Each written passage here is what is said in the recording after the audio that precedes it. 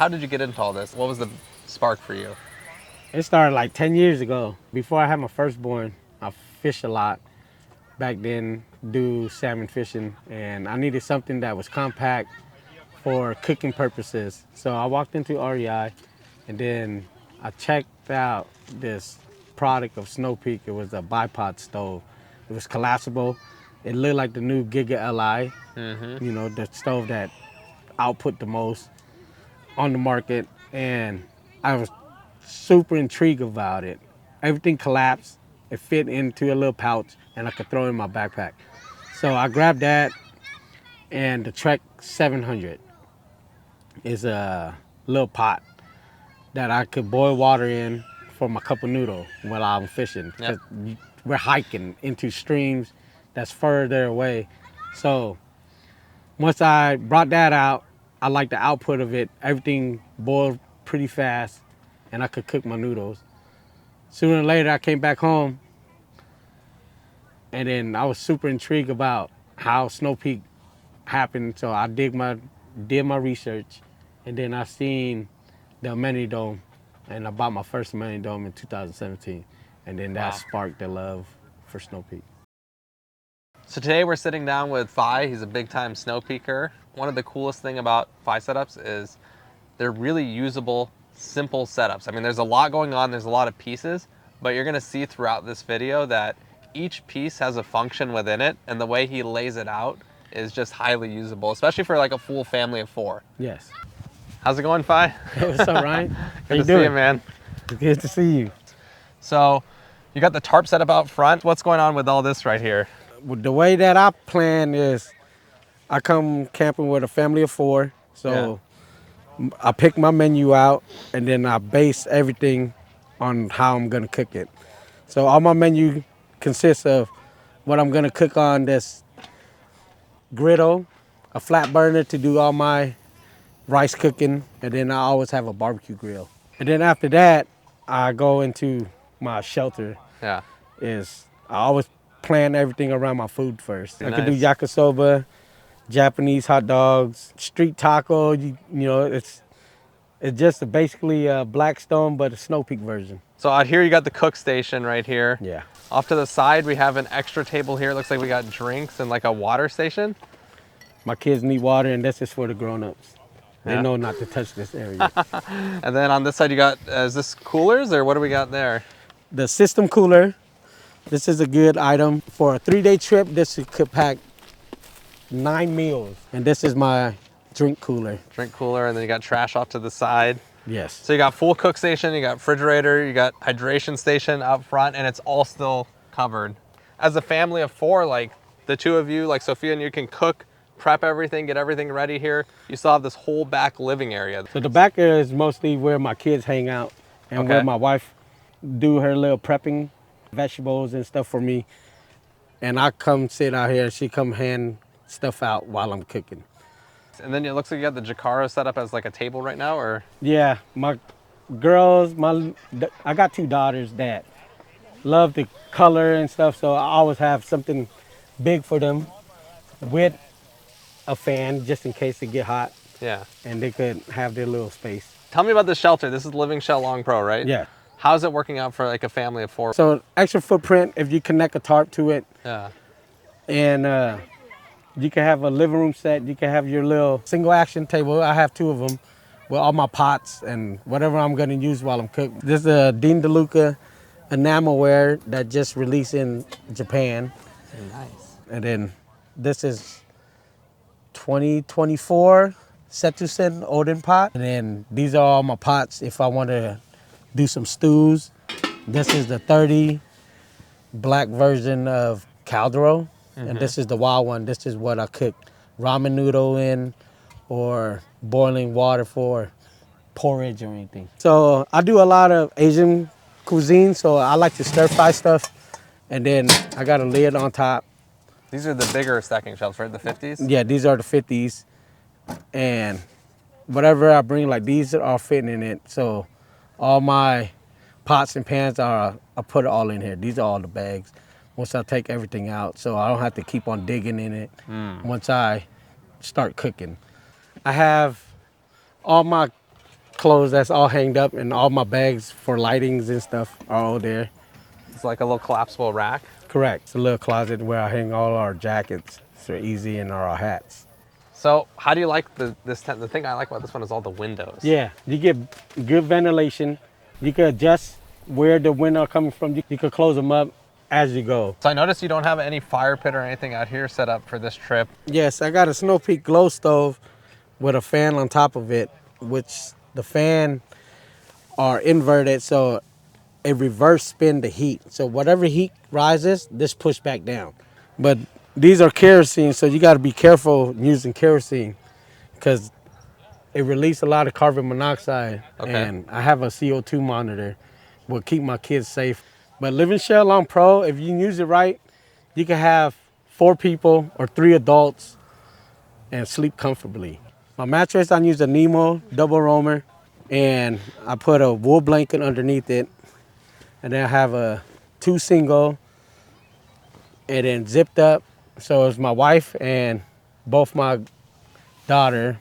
I have a 10-year-old and a 5-year-old, so they could all fit in here. Once my 5-year-old get a little bigger, we tend to use my other shelters. But as right now, that's where I stay at, which is the black Ophaton version 2024 release. You got a lot of windows in here. So these one side mesh, you can open them up. So once you open up the outer shell shelter windows, and then later on, if you want to open this up and close it, you could.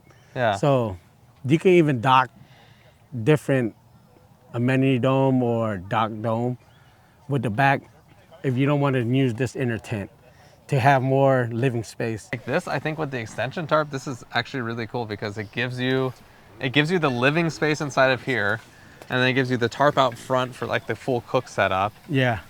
And then you have the sleep system in the back. It's really efficient. So I started off with the amenity dome, medium, for my first setup. It was just me, my wife, and my daughter, my firstborn.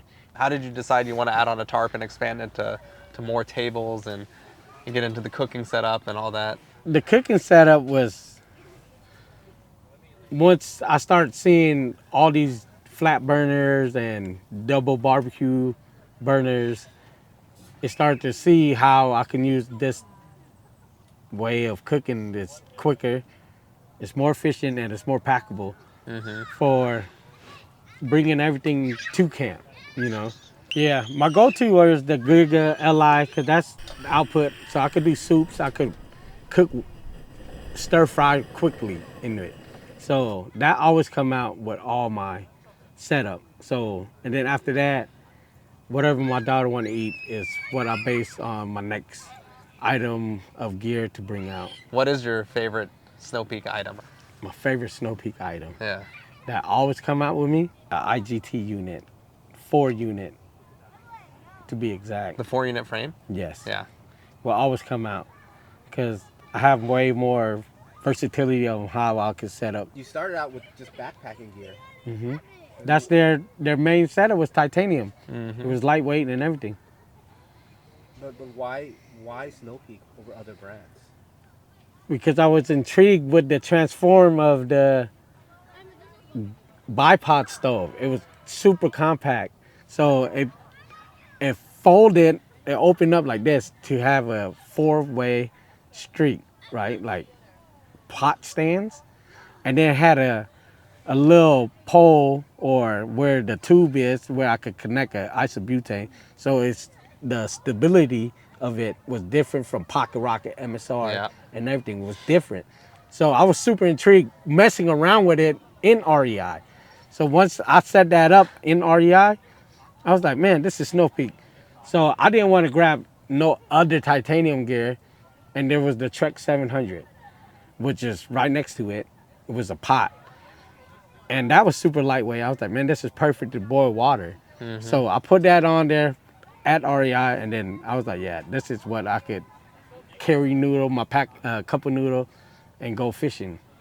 So at that time, you didn't know any of this existed, No, right? This no. was, you just thought they made this cool stove, they made the pots and Yeah, titanium that's gear. all I knew. Okay. I was never into technology, so I was never like online checking out stuff. Yeah. So I just walk into REI because that was, camping gears is where it's at. Yeah. So I walked in there and it was a genius little design. But now you have your family involved, right? Yeah.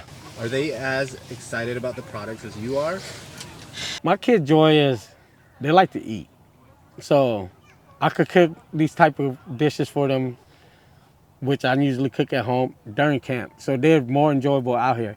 But when they come out here, they get to meet other people out here, kids running around at Camp Field, And my wife, she finally supported me, follow along with my little obsession with it. Because I went deep into Snow Peak. It's one of my favorite stories actually. Is like I remember you telling me the first time like we met, you're like, your wife was telling you all these years, you're crazy. Yeah.